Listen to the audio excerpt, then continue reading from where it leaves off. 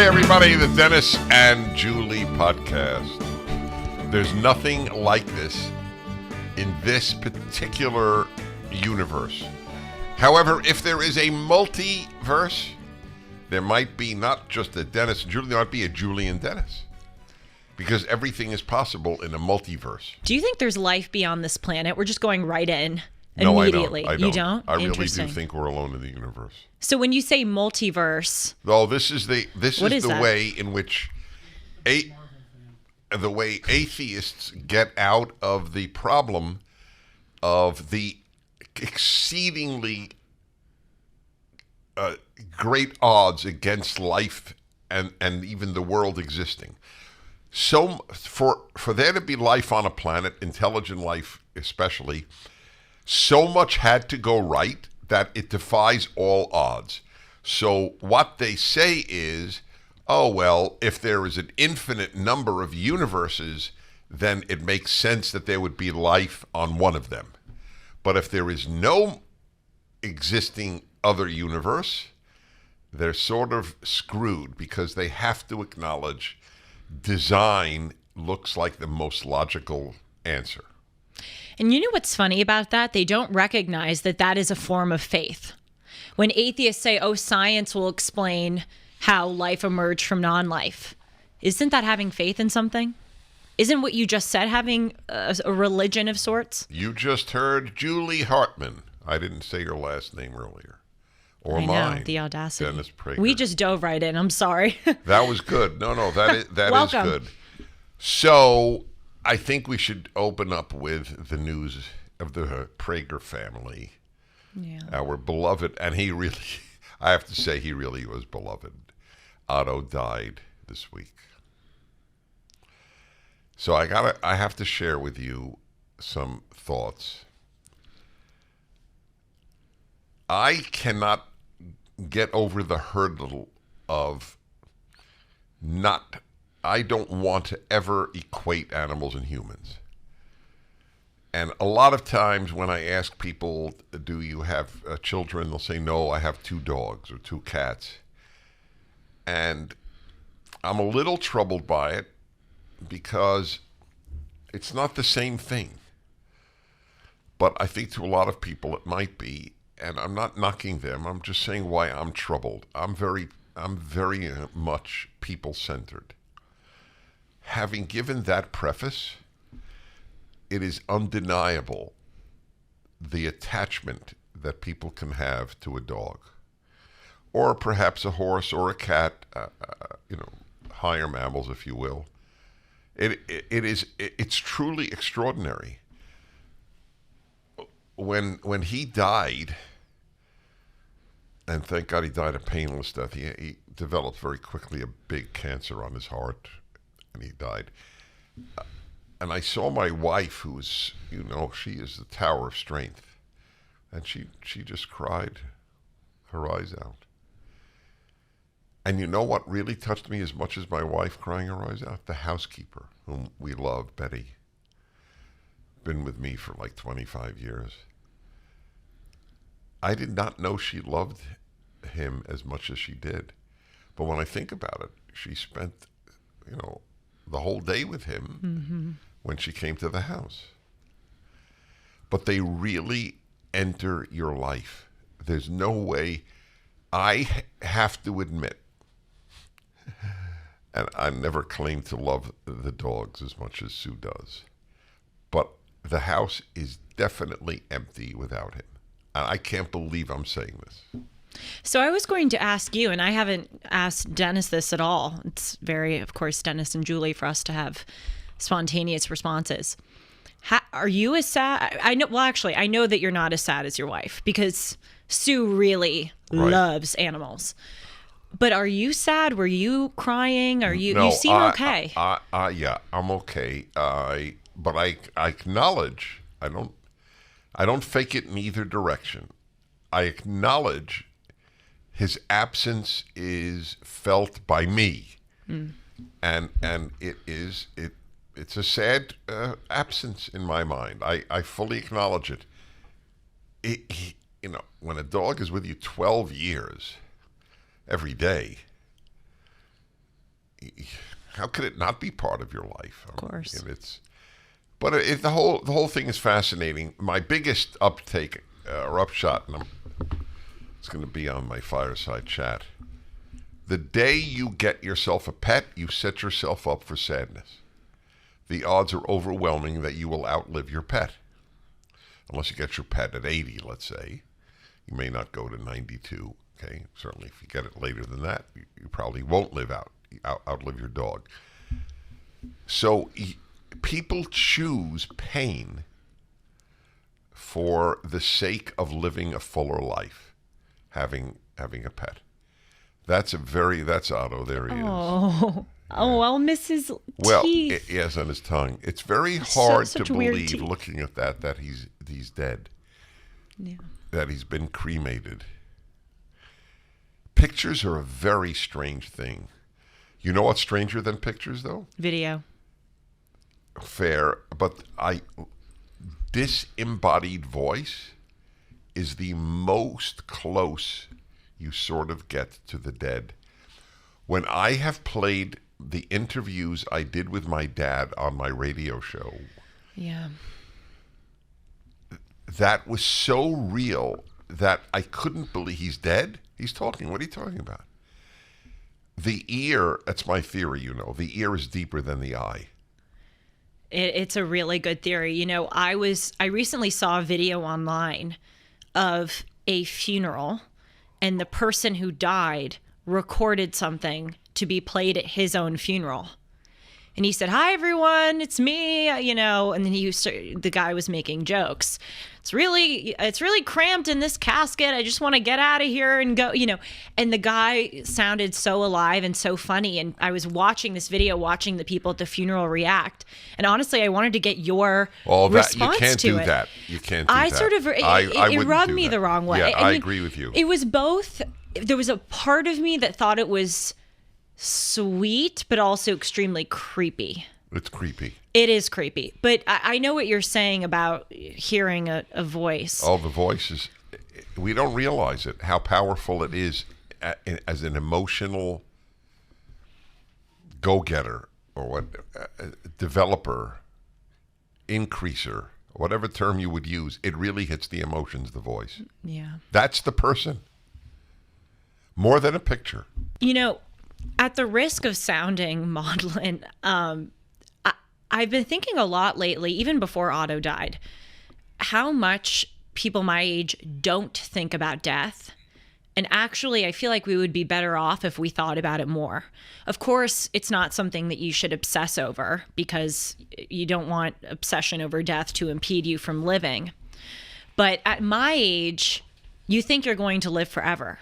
When I go to a funeral, thankfully I haven't been to many, but when I go to a funeral, it doesn't occur to me that one day I'll have one. Whereas I would surmise at your age, it does occur to you. It's fascinating to watch one's transformation in that regard and how irrational it is when you're young, but there's no way around it. Right. It's a cliche. Kids think they're immortal. That's entirely accurate. However, I want to react to your first point. I did think about the fact that I will die at a very early age. I know you do. I just assume it. And it's a big factor in my life because I said, what do I want to look back on when I'm 75? Just an arbitrary age of old. And what do I want my life to be like? That was one of the reasons I knew I wanted a wife and children. I didn't want to look at that age at, that's it. It's me. Mm-hmm. And a lot of people have called my show, especially women, and said they bought the feminist line that career is everything. And now they're retired. See, you don't retire from life, but you do retire from your career. You don't retire from family, but you do retire from career. I have a very close friend who you have met. You've met so many of my close friends, and you've met this one, who recently wrote a birthday toast that she would want someone to give her at age 80 on her 80th birthday. That's nice. It is sort of, it was sort of a similar reaction, I'll admit, to the guy No, at the there's funeral. no comparison. Fair enough, but I was there was a little part of me, it was like, is this All right. weird? Okay, I don't know. yeah. Anyway, I think it's good to get in the exercise, to your point of thinking when you're older, how do you want to look back on your life? Honestly, my thinking about my death was one of the biggest things that impelled me to get off of Instagram. Now, of course, you guys know on this show and on my show Timeless, I always publicize my public Instagram, which is at Julie R. Hartman. And it's At Julie R. Hartman? Yes. Well, yes. was Julie Hartman taken? Yes. Interesting. Quiz. What is my middle name? You'll get this. Convert in the Bible. Ruth. Yes. Someone thought someone wrote into me and said, is the R for Republican? I'm like, no. Oh, that's adorable. That No, is really, it's really not. adorable. But so I'll be honest with you, of course, and with the viewers, that if I had it my way, I would not have any Instagram. But being in the line of work that we're in, we have to have a social media Right, of in order course. to reach people. Right. It's just the game that you have to play. Mm-hmm. And I want to get my ideas out to as many people as possible. I want to get this show out to as many people as possible. So I'll do it for that sake. So that's my professional or sort of ideas Instagram, if you will. I had a personal social media account, and thinking about my death is what got me to delete it, because I think that it is a awful thing. I really do. As I've gotten older. Wait, so why did thinking of your death prompt this? Because you're wasting time? Yes, because we spend so much time scrolling, and honestly, I view getting off of Instagram at my age as making equivalent of investing really early in Apple stock. Mm-hmm. Or pulling out of a bad investment, because I think that people that are thinking in the short term now, and they're young and they're spending all their time on social media, they're going to wake up one day. I don't know if it's when they're 40 or when they're 60. I don't know. But I am certain of this. There is going to come a day when people my age are going to wake up and realize that they wasted so much of their lives online. And even though it's tempting for me to stay on it because it's addicting, and all of my peers are on it, I'm trying to exercise discipline and think about my older self and realize that I will be so glad that I made that investment, or I guess in another way, pulled out of that bad investment. Any young person who thinks, how do I want my life to develop when I am old, is ahead of the game. Yeah. That is exactly right. Anyway, those were the reflections on death and... Well, we haven't reflected on death. Maybe we'll do that another time. We sort of have. Yeah, right. Well, prompted by Ottos, obviously. Do you know how PragerU is going to talk about, or I'm sure they're going to make an announcement, because when Otto died, I just thought about all of the kids who watch Otto's tales. No, and who, I know. Otto's a huge part of PragerU's branding. I'm mentioning it, of course, on my fireside chat, because the empty bed next to me. Oh, yeah. And... they are preparing a statement. I hope they put it out sooner than later. I agree with you. But I announced it on my radio show. It's an amazing thing. The guy who came, by the way, this is a strange point to make on this subject, but nevertheless, I'll make it. So a guy comes to pick up Otto for cremation. So so the thing that I marveled at is that there is such a service. I was just about to say, and I bit my tongue because I didn't want it to come off as judgmental. Can you believe there is such a job? Can you imagine having that job? I'll talk to you about that man in a moment. But the fact that it exists, what was it? Something like Pathway to Heaven, some sweet name. Oh. And they come with a gurney, and they put the animal on it, and they slide the animal into the trunk of the van, and then they drive away. You get an urn, and we did some paw prints. But it was an ode to capitalism that there exists a business on a Sunday. Yeah. That for a certain fee, obviously deserved, They will pick up your animal and give him a dignified cremation and then bring you the urn. That's what capitalism is. What do people want to spend their money on? That is another way of saying capitalism.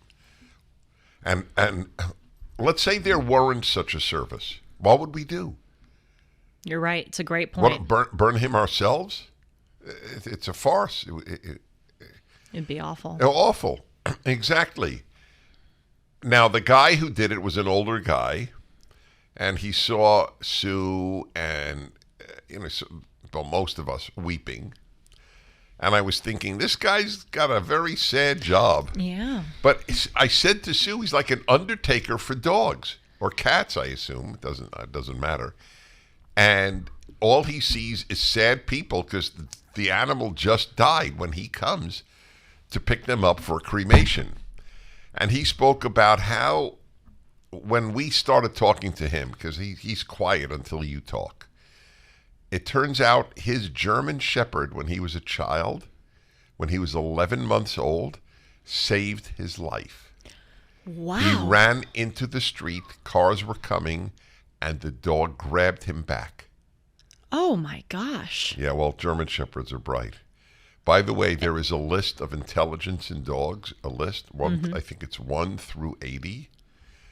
Guess what English bulldogs are? 79. 77. Oh.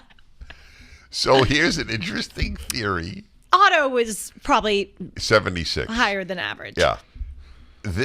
I don't look to dogs for intelligence. It's probably a good thing. Yeah, no, well, I don't understand it. What is the advantage of a bright dog? The odds are they'll be more neurotic because they are bright, they perceive more. I just want a happy-go-lucky animal. I don't need his views on Russia and Ukraine, right? Sean, does Fergus give you his views on Russia and Ukraine? Yes, he does. Yes, he does. His cat gives him everything. But that's an exceptional world. In the rest of the pet world, all I look for is, do they bring me joy, not intelligence? Well, you said it about Otto. I heard you on your radio show today that you said his very existence brought you joy. Yes. And it's just so true. Like, Otto had the weirdest teeth. And it was just cute. Yes, it was exactly. Just, and I don't mean to his tongue objectify. sticking out all the time. Yes, you can objectify. I can. Yes, I'll objectify the. But even, I mean, I love owls. I think that they're so intelligent and beautiful. But just their existence, just looking at them, it's. I share your love of owls. They're an amazing creature. If that doesn't prove the existence of God, I don't know what does. Mm-hmm. So people just think that owls are just material bundles of. Well, they think we are. I mean, I know it's ridiculous. But rest in peace, Otto. Agreed. We love him. What's on your mind? So, it's just I love this show because whenever I think about literally anything in life that I think about, I want to bring to this show and I want to get your opinion on. So you talk a lot about people's natures. I know it's a subject that has really fascinated you. And in turn, it has come to fascinate me. So I've been thinking a lot about what is it that shapes people? Is it their nature or is it nurture? It's probably a combination of both. And I was recently rereading a book that I talk about a lot on the show. G.K. Chesterton's Orthodoxy. And he was talking about stories in his book. And it got me thinking about the power of stories and mythology in one's life, specifically in little kids' lives. I actually, on my show Timeless in a few weeks, I'm preparing this show where I'm going to do national mythology stories and talk about how maybe national myths shape a people's perception of themselves. Just when you thought it couldn't get any better, Mike Lindell with MyPillow is launching the MyPillow 2.0. When Mike invented MyPillow, it had everything you could ever want in a pillow. Now, nearly 20 years later, he discovered a new technology that makes it even better. The MyPillow 2.0 has the patented adjustable fill of the original MyPillow, and now with a brand new fabric that is made with a temperature-regulating thread. The MyPillow 2.0 is the softest, smoothest, and coolest pillow you'll ever own. For our listeners, the MyPillow 2.0 is buy one, get one free with the promo code Hartman. MyPillow 2.0 temperature regulating technology is 100% made in the USA and comes with a 10-year warranty and a 60-day money-back guarantee. Just go to MyPillow.com, click on the radio listener square to get the buy one, get one free offer. Enter the promo code Hartman or call 1-800-566-6745 to get your MyPillow 2.0s now. Think about every single country has a national story. You know, obviously for us, it's that we rebelled against the British and no taxation without representation. That's like the American democratic character. In Denmark, they have the story of the flag being dropped by God during a battle that they have with the Estonians. The Chinese have, you know, a national myth about the supremacy of their civilization. Every single country has a myth, and I think it shapes the people. And I think that's true of individuals as well. And I'll tell you, because you talk a lot about nature, I think the kind of stories that you tell a child can really shape their character as much as overt moral instruction. I'll give you an example that I think was the case with me. When I was in preschool, I literally just had this revelation the other day, and I think this story shaped so much of my character. When I was in preschool, there was this girl in the class who was sort of mean. Her name was Carly. And there was one day that we were all outside and our parents were watching, and we were all playing in a group. And apparently this girl, Carly, was mean to another kid, and I stood up and said something. And her mother came over, Carly's mother came over and scolded her. And basically it was this whole spectacle sort of me standing up to this bully and then her mother scolding her.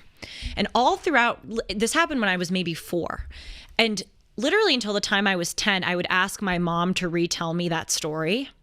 And I realized that story became integrated into the fabric of who I am. The more that my mom told me that story, even though I'd heard it a million times, the more it affirmed to me, I'm someone who stands up against bullies. I'm someone who's willing to do it publicly. You know, I'm willing to do the right thing in a crowd, maybe when it's unpopular. It taught me that bad behavior should be punished. That I didn't make the connection, but I think the retelling of that story constantly really shaped me. And so you talk about nature.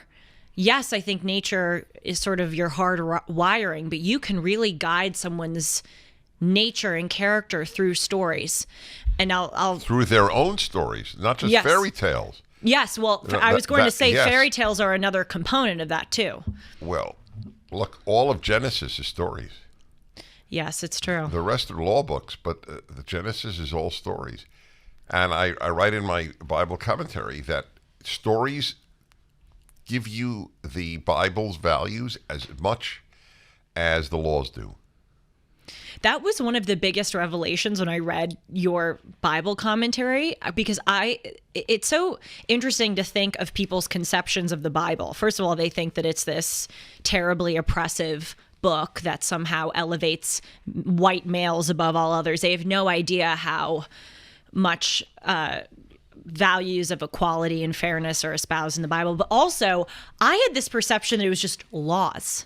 I had no idea that so much of it were stories.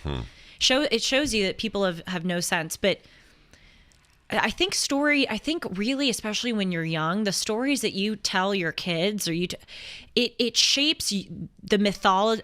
I hesitate to say mythology, but perception. Yes, but of yourself. Just as a nation needs a mythology, a person sort of needs a story that or is mythology. So intelligent. I never thought of it. Isn't it true? But I'm applying it to my life. So my parents repeatedly told the story of me at 7 when I flew alone from Florida to New York, where we lived in New York. and they were late to the airport, and they found me getting my luggage and tipping a porter. And that made such an impact on me about me. Yes. Oh, wow. I am Mr. Independent, Mr. Take Care of himself. Because of that story being told. Yep. That was my revelation of the past few days. I knew that my mother had told me this Carly story repeatedly. That is really good. I know that I asked her to tell it. It's also so interesting because I would ask her like once a week to tell the story. And I knew that I knew the story. She knew that I knew the story, but the retelling of it many times was so riveting to me. Every time she retold it to me, it was, as you say about the story with you flying alone, it affirmed something to me about myself. And, you know, I sort of remember, like, I remember being outside. I remember the mother yelling at her. Like, I vaguely remember the story, but honestly, it doesn't even matter if I remember it. The fact that it was told to me several times. That's exactly it became right. integrated into my character. And I feel like I had a revelation in parenting, and also, honestly. You did. It goes to show, not that this is not revelatory, but it goes to show that what parents say to a child has an impact. So, yes. And there are just some things, and this is what I think is really important about fairy tales, and I have to give G.K. Chesterton credit for the fairy tale component of my argument. There are just some things that you have to impart through stories or through magic with kids. You can't, like, hearing the story about me standing up to the bully is so much better and more sticks with me more than a parent saying to me, stand up to the bully. That's what I'm saying. Yeah. Yes. Yep. And even with fairy tales, like, did you believe in Santa Claus when you were little? Did your parents do that? Well, it's a Jewish home. Right, so I know that, role. but some Jews still do that. Yeah, that's true. Well, no, we were not among them because we were religious Jews. But I loved, and still do, I loved Santa. And every year, in memory, I have broadcast an hour in December. Don't deprive your child of Santa. Yes. So did you, well, I guess you also didn't believe in the Easter Bunny. Right, exactly. Did you believe in the Tooth Fairy? No, I knew my parents were leaving the money, but I appreciated the money. Yeah. You're like, I don't care if the Tooth Fairy is real or not. I just want the cash. That's exactly right. I think part of why fairy tales are so important to kids is because they teach you something that is so important throughout your life, and that is hope. You can't, if a parent sits you down and goes and says, have hope that things will get better, that doesn't register with a child. You can't teach hope in overt terms. It's something that has to be learned. And I think fairy tales are an amazing way to do that. I remember it was so magical, Dennis, when I was little. I actually mourn the loss of that feeling. When I was young and it was Christmas time, I remember the thrill of thinking that Santa was coming. I mean, I can't describe it to you in words. You're going to come on my show next year or later this year and talk about that because I get so much pushback. I can't lie to my I can't even from conservative parents. Oh, totally. Christian conservatives. I can't lie to my children. That's the gist of it. Yeah. How do you answer that? Are you lying to your child if you play along with Santa Claus? No.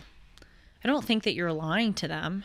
Any more than if you read to them Pinocchio, you're lying to them. You have to say, listen, child, everything you're reading didn't happen.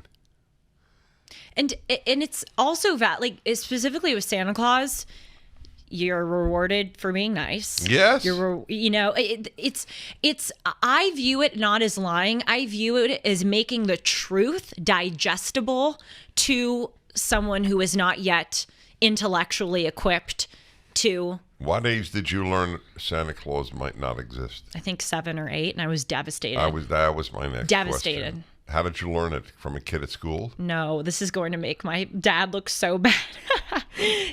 My dad is the best. He did the most to try to make me believe in Santa Claus. I heard him say it to my older sister. I heard him say something like, when are we going to tell Julie that the Easter Bunny and Santa aren't real? And I was so sad. And then he went, no, I was just kidding. I was just kidding. And No, I knew. right. You can't put the whatever back in the barn. That's interesting. I would think that parents would just allow it to evolve. Why did they have to? Why do you have to sit down your child and say, "Listen, I just want you to know there's really no Santa"? Really, what is the answer to that? I don't know. I think I agree. I mean, I guess if you're 13 and still believe in Santa, it's a little odd. But yeah, just let it evolve. I agree. But I am as fascinated with this mythology idea as you are with one's nature. Well, the stories issue is huge. Your own stories and other stories. That's what you're saying. That the biblical stories, and in Jewish life, which is my religious background, it is not just stories, it is lived. In the Haggadah for Passover, the Passover ceremony or liturgy, thousands of years old, it says, and I've done a commentary on that too, the Rational Passover Haggadah, and I note there is something you recite. Avadim hayinu lefaro b'Mitzrayim. We were slaves to Pharaoh in Egypt. We, not they. So when I was a kid, I was identifying with them. I wish American kids all said, we crossed the Potomac with Washington. We signed the Declaration of Independence in Philadelphia. Not they. We do forget the power of stories. I was reminded of it when I went to the Seder at the our dear, I don't know if I should say their name, but with our dear friends from Shabbat dinner. They were so nice to include me at their Seder, and Dennis was there. And there was someone there who talked about the Holocaust and how her father, or I guess it was her grandfather, died in the Holocaust. And she was saying, I so regret that, he wasn't able to know my kids. And I was just sitting there and I was so moved by it. And then you piped up and said, because I was at the kids table, if you will. The kids meaning like the 20-something-year-old table. And you said, I want you all to remember that the Holocaust really happened. It's not just something that you read about in history books. And the way that you keep that going is through stories. I mean, of course, I never thought the Holocaust didn't exist. I've never forgotten it, but it really hit me unlike anything when that woman was telling that. Also, another story, I've been sort of fascinated with this one that I never knew about is the Haggadah story about the 4 sons. I never heard this. For those who don't know, the Haggadah, this is like a good quiz for me. The Haggadah is the text for Passover / Seder. And in it, there's this story of 4 sons. Oh God, here we go. That'll be interesting. This is going to be interesting. I love it. I'm so fascinated by this story. Can't name the 4 sons. The simple, the wicked, there's not the righteous, the wise. I got it. Wise, simple, wicked, and the one who does not ask. Very good. Thank you. Does not know how to ask. Does not know how to Right. ask. I thought that 4th son was so that the one who doesn't know how to ask. The one who doesn't know how to ask. That was so interesting to me because that was one of the 4 sons. And I think that I don't know, I've witnessed so many people in life who don't know how to ask questions, who don't know how to challenge everything. And I think that's arguably worse than being wicked or being simple. What is the background of that story, the 4 sons? It's actually in the Torah, where you teach different children the Exodus story in a different way. There's an acknowledgement that every child is unique, and so I think it is in Proverbs. Chanoch noar al pi darko. I think that's the Hebrew. Teach a child according to his own way. And there's so much wisdom in that because your children are so different from each other. So you approach it differently. Of course, the point that I make in that story is there's no good son. There's an evil son or a bad son, but there's no good son. So what do the 4 sons do? I'm just confused about... The 4 sons are there to teach you how to teach the Exodus story. That's what they're there for, in different ways, depending on who your child is. You might have a bad son. So if you have a wicked son, you teach the Exodus story differently. That's correct. So how would you teach it for the wicked son differently than for the simple? Right. Well, I'd have to read the text, actually. Oh, I interesting. don't have that by heart in my brain. I should, but I don't. Wow. So it's the Torah's characterization of the four different types of kids that you could have. And that's why it's so interesting that there isn't a righteous one, you're saying, or a good one. Right. And the reason is, I only realized it in the last maybe 10, 15 years, that good son who's not wise is not good. There is no goodness without wisdom. You know, there are so many people who I know in college who are very knowledgeable, who are actually astoundingly smart and very nice, but they're on the left and they have no wisdom. And it's like their knowledge and their niceness evaporate. It doesn't matter if it's not supplemented with wisdom. You're so right about that. But the reason why that fourth son really fascinates me is because I've also been contemplating this idea. I think I've brought it up on this show, but of course it's worth bringing up again. Is it easier to convert, if you will? I mean, convert to goodness or bring someone to the light. Is it easier to convert someone who has a poorly calibrated moral compass or someone who has no moral compass at all? Poorly calibrated, I suspect. I agree. And this is an imperfect example because I don't think these people were necessarily wicked, but I think look at how many people who were radical leftists are now leaders of the conservative movement. Dave Rubin, Clarence Thomas, Tom Sowell, Amala. There are so many people who went from way on one side to the other. I think it's actually easier to bring someone who has a badly calibrated moral compass to bringing them to have a good one. Someone who doesn't have anyone at all. That's the problem that we're seeing in our country. I feel like most of the people, they don't believe in anything. The left doesn't have a broken compass. It doesn't have a compass. They have no compass. Right. Yes, they believe in nothing. It doesn't calibrate anything. It just stays on north. Honestly, our president is an example. I look at President Biden and I would say that I mean no disrespect, but maybe I do. I don't mean to be No, you're not saying it to attack. Right. You're saying it because you believe it to be true. Thank you. I don't feel like he has anything on the inside. Really, I know this sounds really harsh. I honest to God don't think he has a soul. Because if you look, there is no way that someone can just so easily lie. I mean, he lies about everything. The economy is roaring. China isn't a threat. I almost died in a fire. I was raised by the Puerto Rican. My son's notebook. Yeah. The 51. Oh, the laptop. You mean people. Laptop? Yeah, yes. Laptop. I mean, and then he was anti-gay marriage. There's this famous video from him in like 2008 going, marriage is between a man and a woman and states must respect that. Now he's not only pro-gay marriage, but he says that it's close to sinful to deny transgender youth the right to transition. And he says there should be a constitutional amendment codifying such a right. I mean, he switches on everything. And it's just, I really, honest to God, think the guy has no principles. It's not that he has bad principles that I disagree with. He has none. It's like a blank slate. It's just, I will say and do whatever is expedient at the moment. That's why I think that fourth son, the one who doesn't know how to ask, that's such a brilliant addition. Because that, again, I feel like that's almost worse than the simple or the wicked son.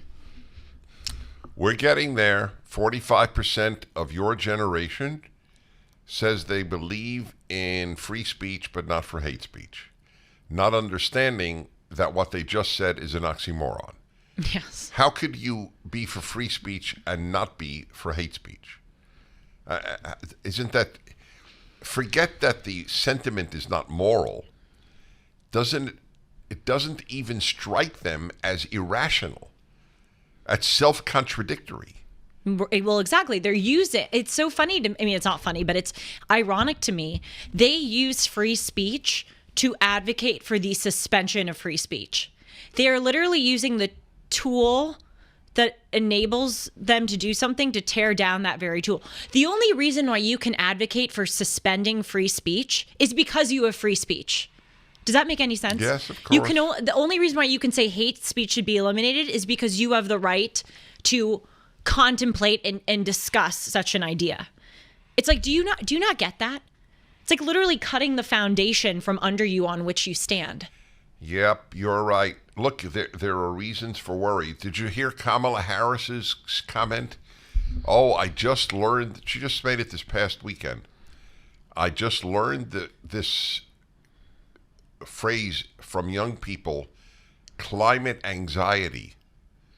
We can play it. Yeah. You want to play it? Well, it takes a whole minute. I did a good job summarizing it. I just didn't. You think at this point I should play it? Okay. Last time I was here, I was at the Aspen Institute, and I know there's some people here who were part of organizing that, where with Gloria Stefan we talked about what is happening in this region and what's happening in our country and in the world on this issue. And there were young leaders there who I met with before I went on stage, and I said, tell me how you're talking with your peers. How are you experiencing this issue? And they hipped me to something and a phrase that I had not heard before. They said, they talked about climate anxiety. Climate anxiety. The emotional, the psychological, the mental toll that the knowledge about this crisis is taking on our young people. Instability, vulnerability, uncertainty, volatility, precarious, unpredictable. All of these words describe our banking system, as evidenced by the recent collapse of 2 banks. Julie Hartman here for AmFed Coin and Bullion. This was the second largest bank failure in history, and the Federal Reserve has been scrambling to keep this bank run from spreading. If you feel uneasy about having too much money sitting around in the bank, you're not alone. Gold, silver, and platinum have had recent gains as investors look for safe places to park their money. Now more than ever, you need to call Nick Grovich, owner of AmFed Coin and Bullion. Dennis has been doing business with Nick for many years, and he doesn't go anywhere else. Nick and his very experienced team of specialists will provide you with personalized attention, honest information, and sound advice. Be smart and be prepared. If you're interested in buying or selling, call AmFed Coin and Bullion, 1-800-221-7694, or go to AmericanFederal.com. That's AmericanFederal.com. We will scare the living daylights out of you and then comment on your being scared the living daylights of. Isn't that something? You know what's amazing? By the way, I'm just curious. Do you think that's true? A lot of your peers have a climate anxiety? Yes and no. Yes, I think some do, but no, because I have said it on the show. I think they kid themselves into thinking that they do, but they really don't, because if they truly had climate anxiety, they would not live the way that they're living. They would be so anxious and afraid of bringing about this end of the world that they proclaim they believe, that they wouldn't drive the cars they drive, they wouldn't live in the houses that they live in, they wouldn't fly on the planes they fly, etc. So I think it's a fake fear that they've kid themselves into having, but they actually really deeply don't have. What I was going to say is, you know what is so fascinating? I need to write an article about this. With all of the problems in the world, and there are so many, our biggest problems in the United States are totally contrived. They are made up problems. Isn't that like Every single one that they talk about? Racism, transphobia, climate change. I mean, I'm not, of course, and you and I both know this, but I'm saying it for the record in case whatever the people at the Young Turks are watching this and want to cut a clip and make us look bad. I'm not saying racism doesn't exist. I'm not saying that some bad things don't exist. It has always existed. It will always exist. That's human nature. But my God, we live in a pretty damn good, equal society. Every single issue is made up. The entire inflation has been made up. All of it. It exists, but it's been created by Americans. Well, we have made all of our problems. Yep. The society could be as close to idyllic, and it was in many ways, and yet It's like heterosexual AIDS. By the way, Wikipedia, I read my Wikipedia page for the first time in years. When? Just this weekend. That's so funny. Yes, it is funny. Well, it's not funny. So they actually say, Dennis Prager said that heterosexual AIDS was made by the left. It's a pure lie. It is 100% lie. I said the heterosexual AIDS was a hysteria developed by the left. AIDS, of course, existed. I never denied it for a second, and it was horrible. It's ridiculous. No, it's beyond belief. But you're right. I mean, people need to understand that they're all manufactured. Why do we back to inflation? If we had our own natural gas and fossil fuel energy, things would be so much cheaper. If we had not done the lockdowns, kids would be in such better shape. If we told a 6-year-old girl who said, I'm a boy, no, you're a girl, we would have so much healthier children. If we didn't bring drag queens into first grade classes, I mean, it's all self-inflicted. It's all made up. I remember walking through Harvard Yard and looking around at this beautiful school. And Harvard is a gorgeous school with a lot of resources. I mean, to think about all the books and Widener Library, all of the amount of money for research grants. And it hit me. I will never forget this day when I went, there are so many people at this school who are spending money, getting paid, getting grants, getting degrees, and stuff that is totally made up. There are people who are fighting racism that they have never seen before. They are fighting climate change that they have never personally experienced. The gender studies program, hundreds of millions of dollars, is just going towards stuff that is made up. Can you imagine if we took all of those resources and dedicated it to things that weren't made up, to actually legitimate issues? Or, I mean, it's just... that clip is such a good example. I mean, again, to think about we have enough problems in the world. The world is already a tragic, difficult, terrible place. And in the United States, we are making up problems. The final thing I'll say is, there are some people on the right who are government conspiracy theorists. Like, they think that there's a sort of a apparatus to create chaos and tear down the United States. I don't know if I would say that I am that, but I don't think those people are totally nuts, because all of this seems too coordinated to be coincidence. How is it just came out now, the 51 heads of spy agencies. No, I know there's corruption, but literally, if you look at everywhere in society, our education systems unraveling, the desire is to bring down this country. Yes. I don't know where it emanates from, though. Why would you want to do that, since it will fall on top of you? Although I think they don't believe that. They think they will be the leaders in the new America that will replace the great America that existed before. Yeah, they think they'll be like the Communist Party officials who don't have to live under communism. And they well might be. Well, it's amazing how America really is developing into a caste system where certain individuals are protected if they are on the left in the Democratic Party. It's not even, of course, there are socioeconomic disparities and differences, but it's really dividing into a political caste system. If you look at those 51 signees of the phony letter that said that the Hunter Biden laptop was disinformation, they knew that that was false. They knew that they were lying. Yeah. In fact, one of them, Douglas Wise, who is a former CIA or other intelligence official, literally admitted to The Australian, the newspaper, The Australian. He said, quote, "Many of us knew that most of the Hunter Biden laptop contents had to be real." He basically admitted that he was lying. But these individuals are so concerned with their position in the American elite. Well, the deputy CIA director under Obama testified, and Mike Morrell. Yeah, they knew they were lying. But they were told to lie by the Biden campaign.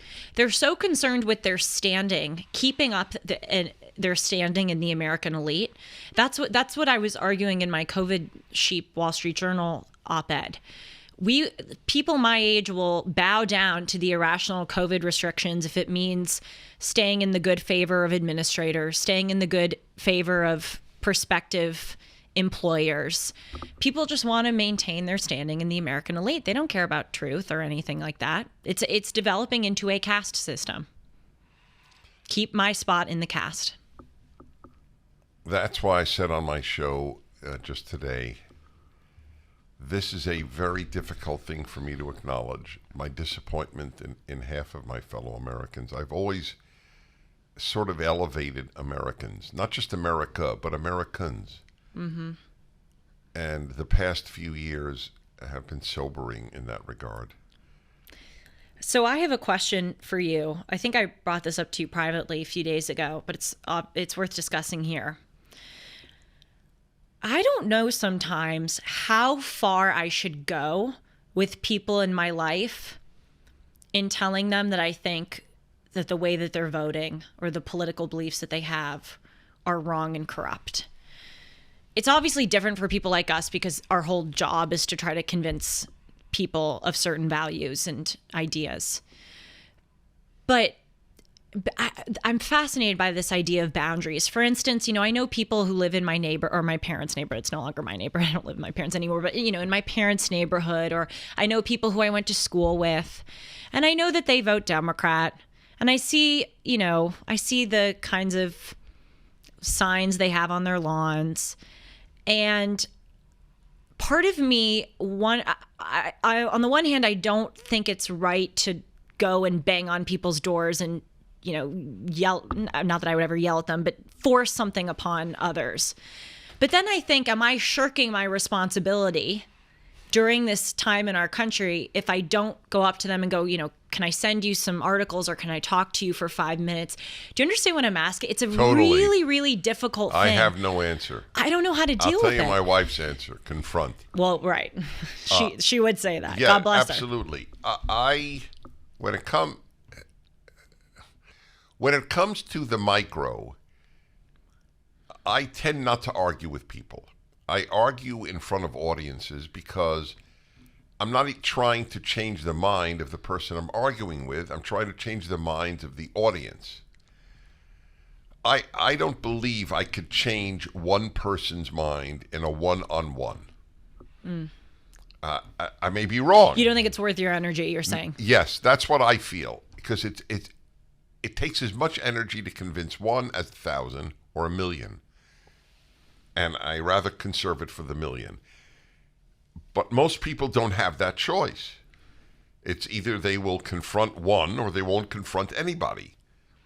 So I wish people did confront in a very kind way so that that even almost doesn't matter. For leftists as opposed to liberals, if you simply say a biological man cannot compete with biological women in women's sports, they hate you. You are dismissed. You are dismissed. Not your ideas, you. Well, I remember at the PragerU Gala back in November, which was so fun for many reasons. It's so nice to be in a room with people and you feel like they get you. Room. Big room. That's right. Big room with people. But just to feel like you're in a crowd where people get you is a really nice, comforting feeling. Anyway, Marissa, who's the wonderful, gorgeous CEO of PragerU, she put up a map that was kind of depressing of the past 2022 midterm elections, how people in my age cohort voted. And the whole map was blue. Literally of the entire United States. It was how people my age voted. And she asked this question of the audience. She said, I want you all in this room to ask yourselves, did you do enough to make sure that that didn't happen? Did you do all that you could? And and if you see this again in 2 years, will you be able to answer in 2 years if you did all that you could? I was sitting there and it really hit me. I know that I devote my whole life, as you do, to, it's my whole job. But I thought about that. I was like, should I have knocked on doors? Should I have gone up to my parents' friends? It's very difficult to know the line, but also I feel like sometimes confronting people, obviously you don't want to do it in a, for lack of a better term, confrontational way. But sometimes I feel like it actually backfires, where the person may feel accosted and may be less likely Right, to so see your you have to opinion. do a good read on a person. But I will say, I think you have a better chance, a 23-year-old female, than me, an old male. True. So on a one-on-one. That's true. On one on a million, I sort of have an advantage. Of course, definitely. But one-on-one, you have an advantage. So, try to use it. But, I'm not saying when on the issue. People who put out a what is not a poster? What is the word? Lawn sign? Yeah, lawn sign. Oh, my gosh. I suspect if they put out a Biden lawn sign, you're knocking on their door. Have you seen the ones that are like, science is everything? The earth is... Have you seen those where they like list 10 things in a row? Yes, I did. I don't remember it at all, but yes, I did. And science is everything is fascinating. Because we who argued against lockdowns were totally on science. Yeah, as it it's wasn't now on coming ideology, as it is now being proven left and Yes, yes. Oh my gosh. I mean, even the Yes. one of the executives of Pfizer testified before the European Union saying that at the time of the rollout of the vaccines, they had no evidence that it prevented transmissibility. right. So they had no evidence of the bad stuff it'll do either, which is Right. coming out. Yep. That's true. So how's your dating life? Oh my gosh. All right, we'll move on.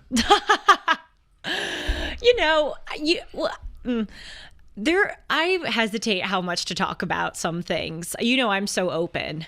Part of me's been wondering, should I be more private with some parts of my life, like my dating life? Should I not discuss that publicly? I feel like a guy watching who would want to date me is going to be very turned off by the fact that I talk about my dating life. I mean, I never say names or anything, but Okay, I don't agree with you. A guy who wanted to date you and is watching this would be fascinated by the answer to your question. oh, you don't know guys. My All right, age. well, no, You but do that's not the guy you understand. want. What do you care? Yes, that is true. I don't but understand. Why is it a turnoff? What you would say? Why would it turn off a guy from prospectively asking you out on a date? Well, of course I don't say names. That's right. Of course I don't. There's But no way for us to know who you're referring to. I know, but I feel like a guy may fear that I would talk about him. Yes. Okay. Well, then he doesn't have the courage to be your guy in your life. Yes, but that, I mean, All right. But welcome okay. to the world of young men. Right. Now. So I have deep sympathy for women looking for a man. I think that a good man has a better chance right now of being a good woman Yes. than vice versa. Oh, 100%. And that's very painful to me because we have not developed men. Well, you asked me the other day on the phone. I thought it was very wise. You said, "Where are we developing deep people?" Mm-hmm. Nowhere. Well, if we are, well, I'll tell you, PragerU might be. Well, of course. Well, No, definitely. not of course. I really do believe that. And hopefully some religious schools. But I don't know where else people of depth. Do you know, this is tangential but important. Somebody gave me a gift of a beautifully leather-bound book of all the president's inaugural addresses. It's really lovely. I'll show it That to is you. so cool. It is totally That cool. is so cool. Wow. It was depressing Oh. to read the facility of the English language of 19th century presidents compared to today. Today, it's almost comic book English compared to the way they use phrases and words and the length of the sentence and the powerful descriptions and the allusions to literature. I mean, it's you could see the decline of the U.S. by going from an inaugural address of 1850 to an inaugural address of the 21st century. You have no idea how much I think about what you just said. If you look back at the Civil War era The letters, people who barely know how to speak English and Didn't learn graduate elementary school. it from. Didn't graduate from elementary school. You're right. Whatever cohort they're in. By the way, I've been getting emails from people on both sides of the cohort issue. Good. Both sides. I'm Both happy to sides. hear And that. you know what's fascinating? A lot more men overwhelmingly are on your side and women are on my That side. is interesting. Isn't it? Yes. Well, the Shabbat dinner table was on my side, just Yes. saying, of men and women. No, but I think about this a lot, even with my own language. I think I sound like a toddler Simpleton. compared Right. to people way back when. And yeah, no, the allusions to it's very sad. And also now people don't know how to read old literature. I even remember in high school reading Shakespeare, and it was very, very difficult. And I sort of regret that teachers don't teach you how to, it takes practice to learn Old English and to learn sort of those references to literature. We don't spend time like learning how to sort of translate, if that makes sense. Yeah. And it is a real loss. I've been trying to do like a vocab word a day. Do you ever do that? Well, I have a good vocabulary, and I You do have a good vocabulary. What I would do, and still do, if I come across a word I don't know, I look it up. Yes. I don't skim over it. I write it down too. And I learn how to spell it. Do you know that I won a spelling bee at the age of about 12 in my summer camp? I won the spelling bee, and I remember the word I won it on. What? Isosceles. Oh, As in isosceles triangle. Can you spell it? Yes, ISO. Wait, I need ISOCEC. Wait, oh God, can I write it down? ISOCCILIES. No, ISOSCLES. Isosceles. CELES. Didn't I say that? ISOCELES. If you said that, I retract This is my- like a few episodes, like way longer. Now, so why did I know it though? It's because I had, and this is what people don't have tragically, I had a commitment to mastering my language of English. So in geometry class, I realized nobody's going to bother memorizing how to spell isosceles, but I will. They want a spelling bee on it. It was very funny. No, I do that too. I write it down and then I. So whenever I met sticky somebody just last week, I met somebody from Albuquerque, New Mexico. And I said, I can spell Albuquerque. And she said, really? Are you from Albuquerque? Nobody who's not from Albuquerque can spell it. Can I try? Yeah. You mean A-L. Sorry. I have to write it down. ALBER QU. No, you're totally wrong. What? ALBU. Oh, okay. QUER. This is like a few episodes ago. You asked me to spell Nietzsche, Yeah, but you knew that. and I did know that. I knew you would know that. No, by the way, it's actually an important issue. People should, it just occurred to me now.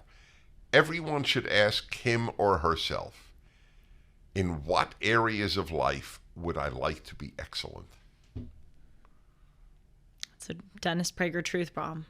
That's a truth bomb. What's your answer? Everyone. I wanted to know grammar. I wanted to know spelling, just to use English as an example. I just wanted to be, obviously, I wanted to be as morally good as I could be. You know what is interesting? When you say that, something to the effect, I want to be a good person, to most people, it sounds foolish. Trite. That's corny, right. Yes. useless. It's so interesting. I want to be rich. Nobody would say anything. Want to be famous. Nobody would say anything. Want to be influential. Nobody would say anything. I want to be good. What the hell is that about? People think you're a suck up or like a suck up, or even a loser. a hack. A loser. We have a scene like that in For Goodness Sake, by the way. You do? Yeah, where, it's a terrific scene. Good. For Goodness Sake is the movie that Dennis did with Alan. Yes. Actually, Sean, you should find it and put up the scene where I am talking to a woman in a bookstore and asking her about her son or her daughter. For me. Yeah. Yes, I would put it up now even. People should see that movie is ageless, even though I was saying the sun for me to set. Oh no! Well, this was before I was born. That's right. What year were you born? 99. Right. I'm old. By the way, I'm just curious. This is purely. There's nothing to be read into it. Would you rather have been born? Are you happy you were born in Thrilled. the 20th century? Thrilled. Are you kidding? It is so cool. I could live in 3 centuries and 2 millennias. What other... Oh, yeah, 2 millennia. That's right. Isn't that cool? Well, you've already lived in 2 millennia. That's true, but I could live in 3 centuries. Yeah, 3 centuries. So you would have to be 101. Yes, or 102. I didn't major in math. I majored in Well, history. 101 plus 1999 is 2200. Okay. It's 2100. 2100. Yeah. Clearly you didn't major in math either.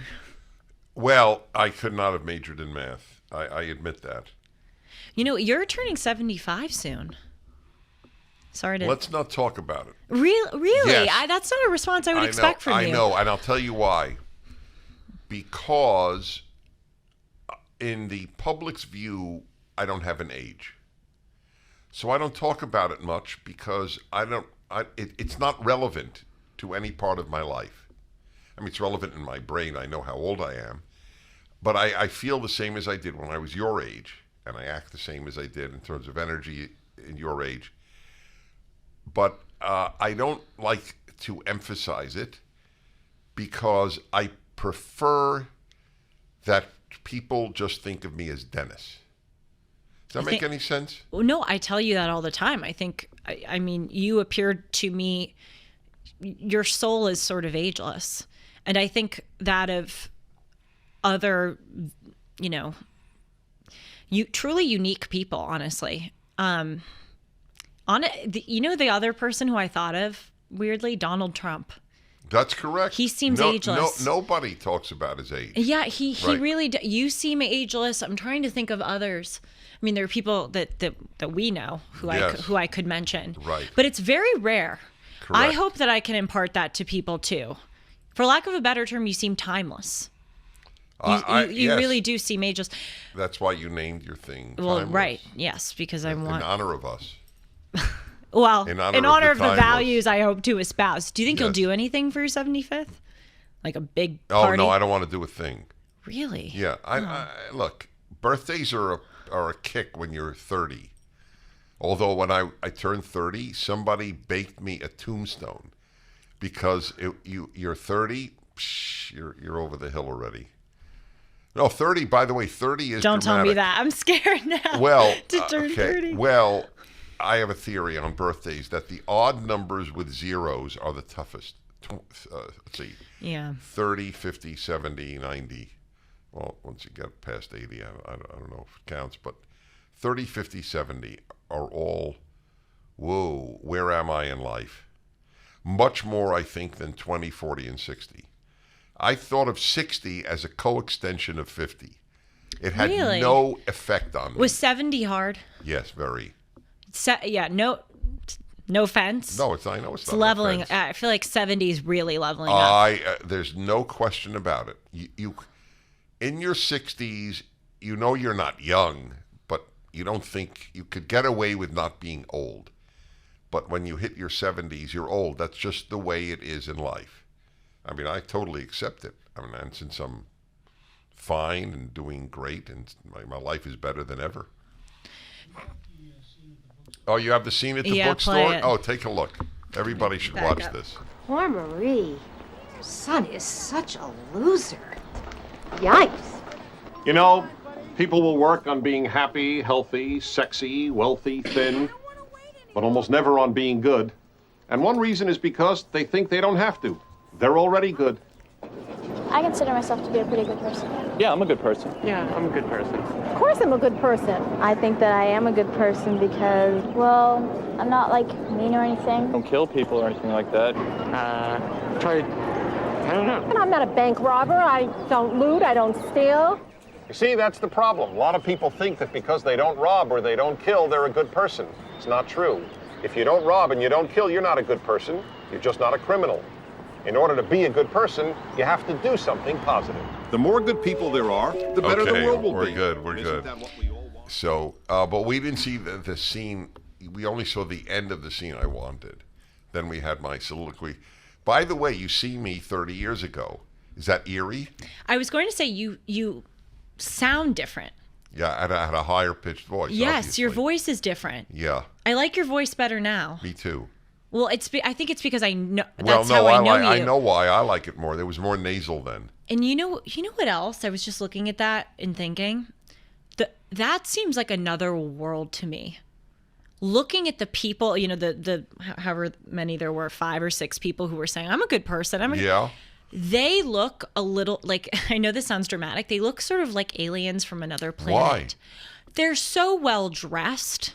Oh, They interesting? look so put together. I mean, their hair these are people off the street. They yes. look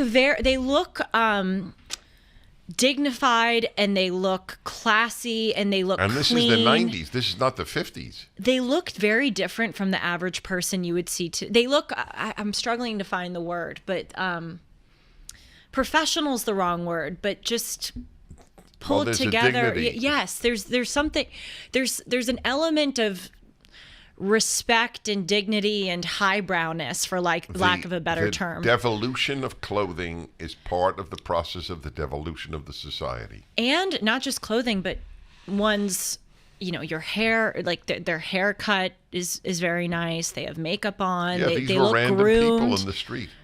This looks very different All right, here is the actual conversation. Marie Peters! Becky! You look wonderful. Nice to see you. How are you, and how's your family? Just great. a You know, different my world. son Daniel, he's in New York. He's just been made partner in one of the biggest law firms. Wonderful. How's Jonathan? Well, he's decided that the Wharton School of Business wasn't for him, and he went into occupational therapy. Sort of like a headhunter for a big corporation? No, kind of like a nurse. He's working in the geriatric rehab program at St. John's. Oh, he loves it so much. And the Gee, patient... that's just great, Marie. Well, listen, I have to go. It's been wonderful seeing you. You keep in touch. Yeah, well, the point there, which was, I made afterwards, but the point was, the one who's really successful should be the parent who's proud of their kid. The other one who's, helping people in a geriatric ward, it's not such a winner. And it's been, that movie reflects the values that I have today as much as they did then. I have not changed at all. You raise your kids with good character, infinitely more important than their good grades.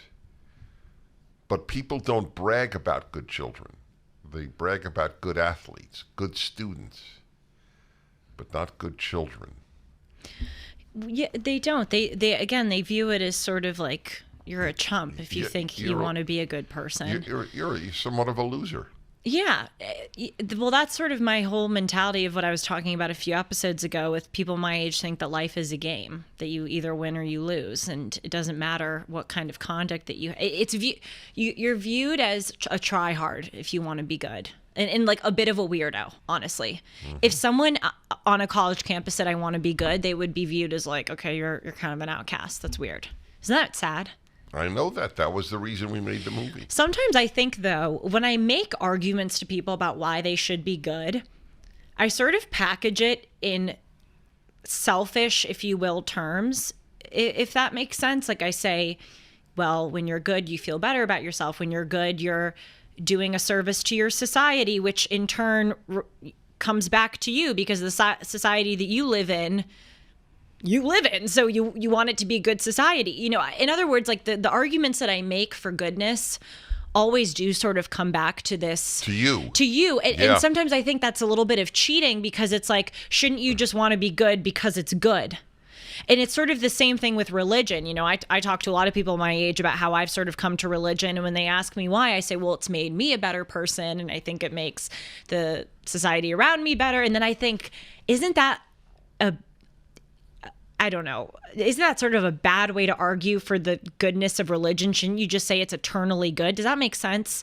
Isn't it sort of... Well, no. If it made you a better person, that's the single best argument for religion. Right. But no, I agree with that. But sort of with goodness, shouldn't you just say you should be good because it's eternally the right thing to do? Not, well, you should be good because well, your life is going to be better if you're good. Most people will say, yeah, of course it's the right thing to do, but it doesn't mean anything.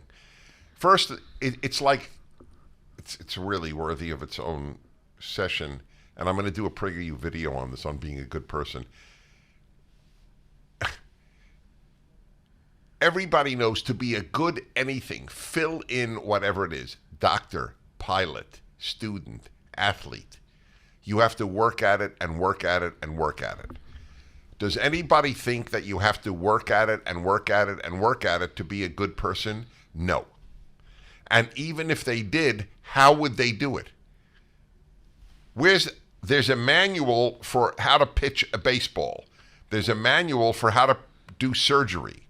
There's a manual for every single thing except goodness. The manual that I have is the Bible, specifically the Torah, the first 5 books. So I am writing my whole commentary on those 5 books. It's a manual for goodness, which begins with wisdom. Well, people don't. Again, they don't see the need. They view it as a waste of time. I asked someone, so interesting. I asked someone recently, may or may not have been on a date, if you want to know the answer to the dating question. I said, because I, like you, when I'm on a date, talk about good and evil and ethical monotheism and all of the things that probably most boys don't want to talk about. And I said, do you believe in God? And this individual said, maybe. I don't know. And then I said, well, do you ever read the Bible? And his response was so interesting. He said, I don't have the time. And I thought, well, if you don't have the time to read the Bible, what do you have the time to do? Did you say this? Yes. And he said, well, I have to study for this, or I have to, work. Like, I want to watch my TV shows to wind down. Well, what and about I thought, the one? I don't have time. All right, if we could drop this if you don't want it told, but you told me you asked a date recently. Oh, here we go. So, what book are you reading? Well, that was on Hinge. I messaged someone on Hinge, and I just said, because I like going right to it. I say, what interests you, or what book are you reading? The guy literally responds, haven't read any books lately. Period. Well, the amazing... I'm like, make it up. Just make it up. Right. There is no embarrassment. There's no shame. That's right. exactly what it is. There's no shame. I'm like, he didn't even say, oh, this is embarrassing, or I've been working. Right, and he advertised himself as conservative. Yes. And he said, I haven't read any books lately, period. And you know what? You wouldn't believe how often on Hinge you ask someone a question. Hinge is a dating site, folks. Yes. It's a very, very, very, I think it's the biggest now. Go on. You ask someone a question, and they will answer it, and they won't ask something back. That happens so often. And not just with me, with my friends. We talk about it. There's no exchange and conversation. Another thing that pisses me off, and this is going to really, people are going to disagree with me on this, but whatever. The way people type. I use shorthand sometimes when I type. I don't, not every word is meticulously written. But when I see a guy that uses too much slang on a dating app, I couldn't agree with you more. I think it's delinquent. Well, the fact is he doesn't want to impress you. Yes, that's exactly what it is. That's a bad sign. It's exactly what it is. I review every text message, every email for typos, every single one. Yeah, you're a meticulous texter. Right. Well, there's a reason. I want people who get something from me to think it reflects me. It does reflect you. Yes. If you don't check your spelling, I mean, everybody's going to have an error now and then, fine. But if you don't check your spelling, grammar, etc., when you send a text, people say, it's just a text as long as people understand you. But you make an impression. You are sending you. You're not just sending a text.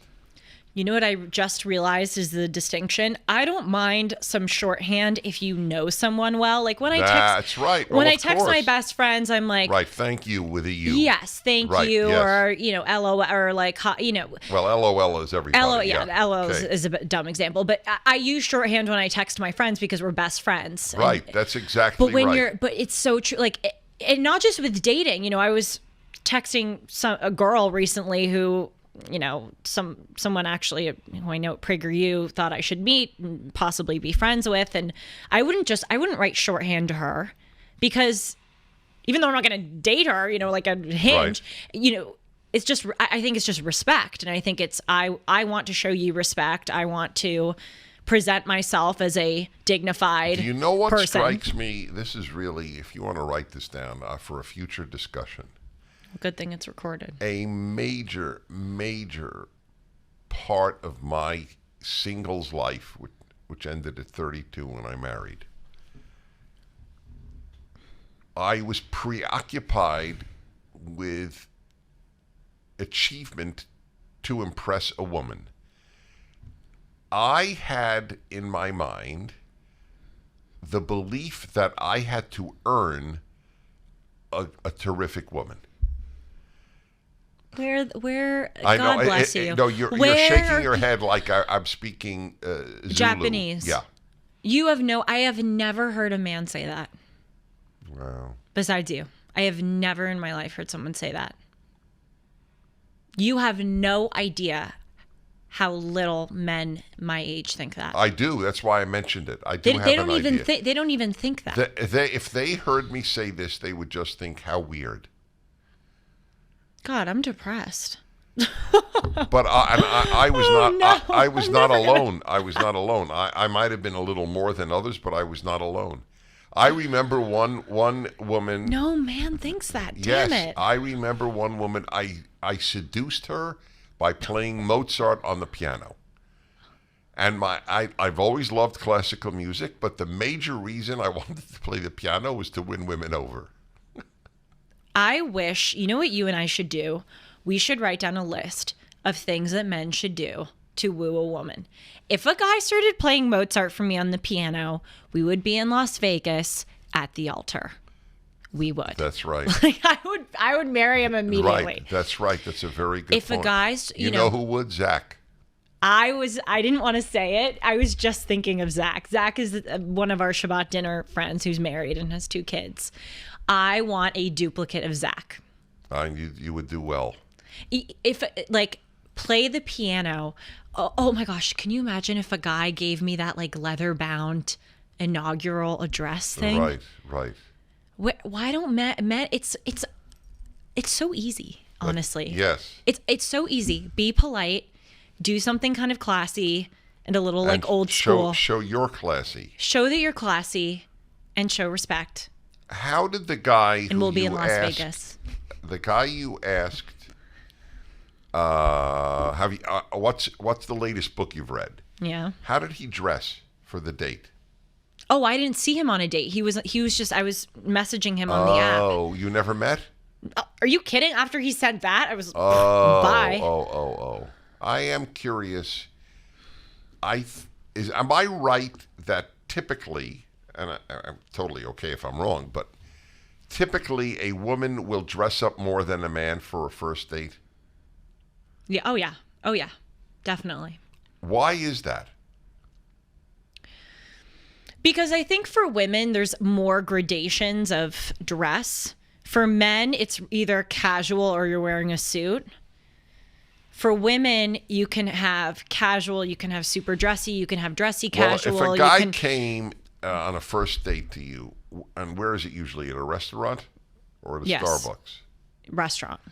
So if he showed up in a sport jacket, a nice jacket, and nice shirt, would that impress you? Of course. I mean, honestly, it wouldn't impress me. I think it would be the bare minimum. What if he did shirt and tie? Honestly, I'd find that to be a little weird. Oh, that's fascinating. I know I'm breaking my own rule, but I would find that to be a bit odd. That's so interesting. What's your response to my response? Well, look, that's why I didn't include tie in my original question. Did you show up with a tie to dates? I don't think so. Now that you mention it. Yeah, I looked good, but probably it was a jacket and shirt. That would be a little too. It would be a little weird. The tie would. Now, is there any outfit a woman could wear on a date that would turn you off? Baggy. This is a completely sexist answer. Sean is completely relating. Sean, I made his day, maybe his week. Baggy? Okay, if you need an explanation, I am mum. Ask Sean. What? I mean... It's amazing. You don't fully understand what I'm saying? I do. I get it. You want to see skin or you want something, form. Form. That's a better way to put it. But yeah. Really? You're going to discriminate on the basis of baggy? Yeah. You're damn right. If I were dating, so funny. I would want the woman to know she's a woman. I mean, that's true. One but of the baggy's ways different. is, baggy's not different. Why would a woman wear a baggy outfit to a date? Because maybe she's not feeling super confident about her appearance. Okay, so okay. Maybe she had a big burrito before the date and wants to cover the stomach. No, all right. Well, then she shouldn't eat a big burrito before the date. Ooh, you're gonna get memed for that. Yeah, like I care. But the It takes more than one burrito. no, he says it takes more than one burrito. You're gonna get memed. It is really sad. I mean, I'm not even saying this for me because I'm not dating. I'm you know how happily married I am.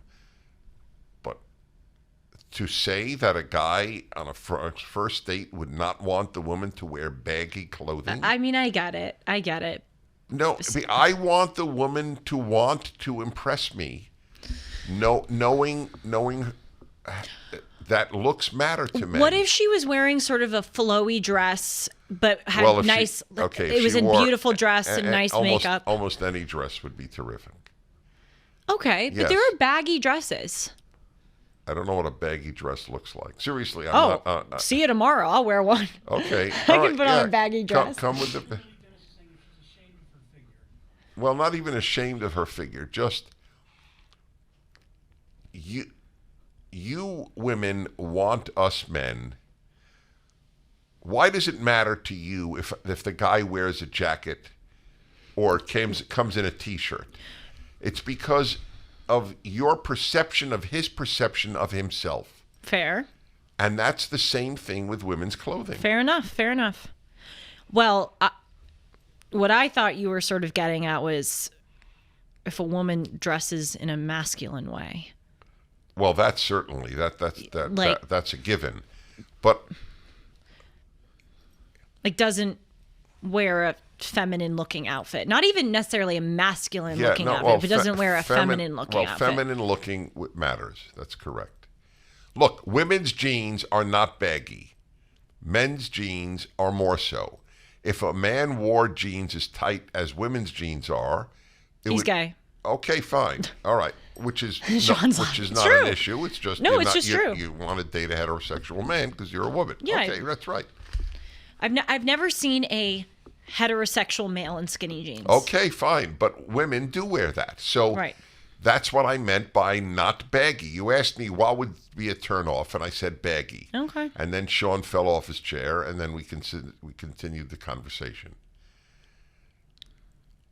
Look, it's so amazing how you can't talk truth today on sexual matters. No, you can't. It's really, it's stunning. By the way, it's also true with many religious people. When I say that men want variety, I am as much as likely to be attacked by religious people as I am by feminists. But it is as true as 2 and 2 is 4. A woman loves a man and a man loves women. That's just true. That doesn't mean it's not an invitation to be unfaithful. It's not an invitation to be Hugh Hefner. It is just a fact about male nature. It's an unpleasant fact. But we live in the age of the unpleasant facts should not be acknowledged. Yes. People are afraid of reality. They're totally. Afraid of reality. It includes as many religious people, shockingly to me, as it does irreligious people. One of the greatest revelations, maybe isn't the right word, but I'll use it for now, revelations of my coming to conservatism is that understanding and accepting reality gives you so much peace. Even the really, and especially the hard parts of reality. It just gives you, Do I wish that I could share the burden of birth with men? Of course. I wish I could say to my husband, I'll carry the first kid, you carry the second kid. Right. I'll do 3, you do 4. But that's not the way it works. And instead of spending my entire life thinking about that and lamenting it and feeling resentful, I just got to deal with it. That's the way it, and that's maybe not the best example, but just realizing that things are unfair or things are the way they are gives you a sort of peace. Well, that's the serenity prayer of Reinhold Niebuhr used in 12-step meetings. You know the serenity prayer? Yes, I love it. You want to say it? Do you know it by heart? I could look it up. It's basically it's give me peace with things that I cannot change and give me the courage to change the things I can't change. And the wisdom to know the difference. And the wisdom to know the difference. It's my favorite. I live by that one. Well, you've been in the news recently because of your comments on pertaining to sexual matters. And, I was thinking about this just yesterday, just your bravery with talking about it. And because, I endeavor to be like you in many ways, and certainly with regard to my talk show hosting career. And sometimes I've contemplated whether or not I should talk about sexual matters. Obviously, we have on this show. I talked about hookup culture recently on my show Timeless, and sometimes I think, should I just stay away from it? And then I thought, no, it's a part of life. I mean, certainly not something you need to obsess over or get into too inappropriate detail about, but it's a part of life. And also now more than ever, we need courageous people who are willing to go there and talk about sexual matters in a fair, honest, moral way. And I really commend you because you are that brave person. And I'm sure it's uncomfortable for you to talk about sexual matters, to talk about, you've been in the news talking about pornography, when it's acceptable, when it's not acceptable. And I wish all the critics of you understood it takes a lot of guts and bravery to talk about something so kind of taboo. But look at how distorted and awful the sexual realm has become in our country, where people think it's appropriate to twerk and have drag queens go in front of 4-year-olds, where polygamy is increasingly becoming more accepted and common. I mean, there's been such a horrible, hookup culture is so prevalent. We need a figure who is talking about sex, honestly, in a good way. And anyway, that's sort of a long-winded way of my saying, I know it's hard, I know it's uncomfortable, and I really commend you for sticking your neck out. I do it solely for the sake of others. It does and you me no you have good. to. People in our position, we have to. Yes, that's I right. realized, even if I'm uncomfortable with it, tough, you can bleep me, tough Julie. Like, it doesn't matter if you're uncomfortable with it. This is life. You want to make life better. This is a really important realm of life. Talk about it. Don't be a coward. By the way, I just want to make clear in light of you mentioning the P word, pornography. Oh, okay. That, what's happening today, the widespread nature and with kids is a tragedy. I just want to make that clear. Oh, you mean with the amount that kids watch porn? Yes, oh my and God. the accessibility and everything, and this is a very serious problem. It is. It's really bad. Well, anyway, we've certainly covered a lot. Yeah, we really have. A lot today. And tell everybody how to get in touch with us. No, you tell everyone how to get in touch with us. You're welcome, Prager memes. 7. Okay. For those of you who really do want to reach us, you can follow us at DennisJuliePod. You can follow me at Julie R. Hartman, and you can email me at julie@julie-hartman.com. And I only accept emails about the cohort issue, siding with me. She's kidding. Write her about anything. I'm not kidding. No, I'm kidding. Yes. Truly write me about anything. Shalom. Bye.